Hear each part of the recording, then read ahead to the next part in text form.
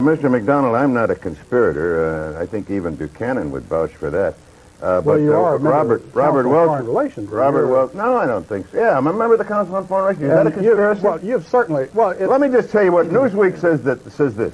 The John Birch Society considers communism only one arm of a master conspiracy in which socialist American insiders are plotting to establish world government.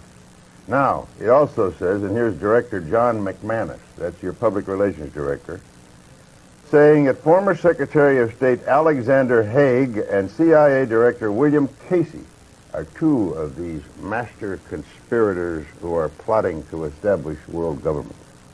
Now, what do you that kind of silly, asinine statement is what makes people laugh at the John Birch Society. Well, Tom, I'm sure being a long-standing member of the Rockefeller apparatus and as a member of the Council on Foreign Relations of long-standing, you're fully aware that there is an elitist core in this country that has seen value in subsidizing communism, of protecting communism. It has? Sure. You're accusing me of subsidizing communism? No, I'm saying because I happen to belong to a there is an elite core study group. No, wait a minute. There is an elite core in this country that has dominated American society. Well, I'm not one of them. Let me Trilateral Commission. The Trilateral Commission, Council on Foreign Relations. State Department, I suppose.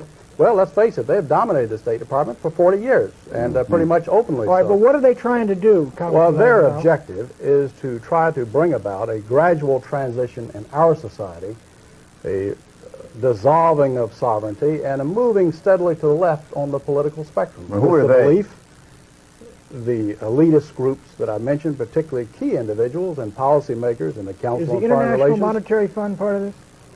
Well, I would say the International Monetary Fund has certainly been set up for the purpose of facilitating that transfer of sovereignty and transfer of wealth on the road. Right, we elected Mr. Conservative. Let me just finish the point, because otherwise we're going to have a lot of unanswered questions. That you are looking at a group that has worked to bring about a dissolution of national sovereignties on the road to world government.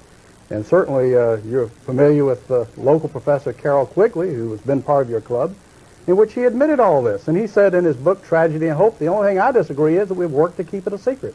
And you see Arthur Schlesinger Jr. writing way back in 1947, says, yes, this is the hidden policy of America. But we can't tell the American public because they're too unsophisticated to see the value. What is the instrumentality of world government? What is the instrumentality? Of all the things to say about Arthur, that's the silliest statement I ever heard. He never made anything like that. Well, let me suggest that you read the May-June issue of the Partisan Review of 1947, Tom, and you can read it for yourself. It's called Arthur Schlesinger said there was a conspiracy, to promote communism? No, he didn't use the word conspiracy. He said the objective was to bring about... Well, let me finish. I'll tell you. He said that the objective, the secret policy, which we can't tell the American public because they're not sophisticated enough to see the value, is that through a steady result of erosion of new deals, we bring the American society steadily to the left, and through a sound concept of benign containment, we merge into the vital center of the socialist left. Those are his words, not mine. You think John Kennedy was a member of that conspiracy? No, let me ask you this. The World Federalist Movement in the post-war era contained a lot of people who eventually broke with it, and a lot of people thought the UN in the post-war era looked toward world government. Sure. Indeed they did, up until 48, 49. But a lot of them said, look, we were utopian. That's over and done with. We can't move. And a lot of them came in Kennedy's government. Schlesinger was in there when they were fighting in Vietnam, launched the effort in Vietnam. Schlesinger was behind the Bay of Pigs. In other words, look, isn't there some move that occurred in the post-war era that now has been dissipated because nobody believes in the utopian ideal of world government anymore? Well, I think there are those that realize that moving straight from a prototype of the United Nations into world government perhaps is tactically impossible. But phasing out increasingly national sovereignty into regional government and phasing out sovereignties into international treaties in multiple areas could be a route. The whole movement toward, quote, interdependence. Yeah. If people quietly working together for evil objectives, two or more, that by definition is a conspiracy.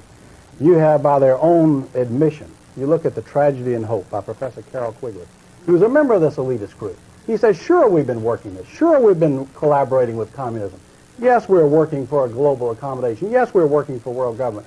The only thing I object to is that we have kept it a secret. And I think we've gone so far along, we should come out and say, I'll bet you $1.50 that Bill Casey doesn't know who Professor Quigley is. I don't.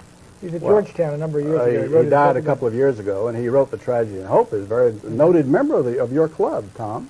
Tom, you've I got to didn't have to broaden know. your reading a That's little right, bit. you've really got to- what I ought to do is read more about conspiracies, and that's why I'm interested in what Well, Mr. I'll tell you McDonald what says you ought to about it. do is go back and look at your founder, Edward Mandell House, because he wrote the book Philip Drew Administrator, and in Colonel this, House.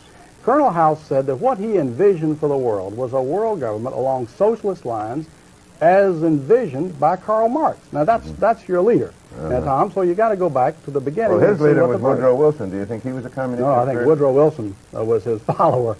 I think Edward Mandell House dominated Wilson, not the other way around. And so Edward Mandell House, that was, we ought to make that clear. He was Colonel House. President Wilson's principal Alter advisor. ego. That's correct. Yeah. So he is the real villain from which all these conspiracies. No. He is a Descent. major figure, Tom, but there has been, unfortunately, in the West, an element. There are good members in the Council on Foreign Relations, dedicated, patriotic people. You've had Sproul Braden, who was a member of the Council of the Birch Society. Bill Buckley's a and member. Council on Foreign Relations. You've got some dedicated people, but the driving forces have very clearly been willing to collaborate, subsidize, work for technology transfer for what they feel is some type of an accommodation and merger. And I submit this would be a disaster for the American Republic. Are there any I in guess- Congress? Sure. Our guest has been Congressman Larry McDonald of the John Birch Society. He's the new chairman. He's succeeded Robert Welsh.